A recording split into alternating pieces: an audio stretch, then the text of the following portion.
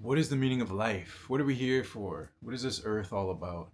I know you've asked yourself those questions. I've spent so much time questioning those words. I grew up thinking it was all about money. In the end, I felt unfulfilled, unhappy, and alone. I want to teach you some of my radical beliefs in hopes that it will help you to live a more fulfilling, empowered life. Looking back to the times I had the most money is when I felt the most empty. I got that money because I wanted to help. And sitting there holding it, not knowing what to do, made me feel like a hypocrite. Every time I was in another country looking at something beautiful or experiencing something I thought was amazing, I'd want to look beside me to who I could share that with. And when I was alone, it left me unfulfilled. The huge changing point when I started to feel more depth in my life was when I decided to put my efforts towards spirit, to build something that will outlast my lifetime. Because once we're gone, we can't take anything with us. So, what better to pursue than a connection with the divine? The law of reciprocation states that when we give, we receive. And that can be giving energetically, giving our time, giving our focus, our love, or material objects. We can give to somebody who can never repay us, and the universe will reimburse. The universe will reciprocate that energy.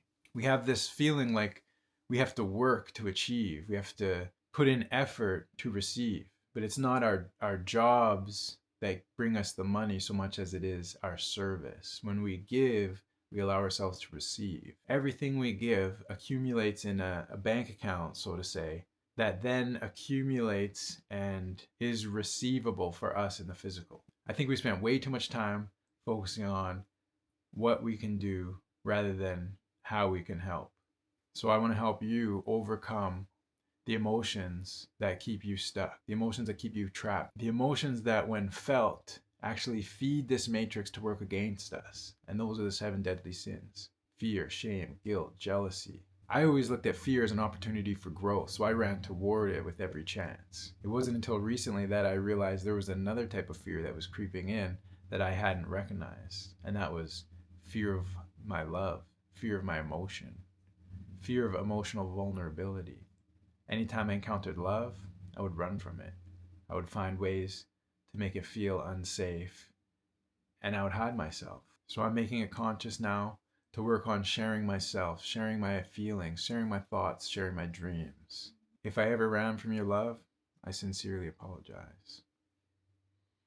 And I hope we can connect. Please reach out, send me a DM, comment. I'd love to hear from you. And if we're strangers and you'd like to work together, I'd love to hear from you too. When we release our fear, we can move into faith and love through which anything is possible. This world is so magical, and I am so certain of it that I want to tell you about all the magnificent things I've encountered. I lived a different type of life where I had full faith in spirit, but very little in people.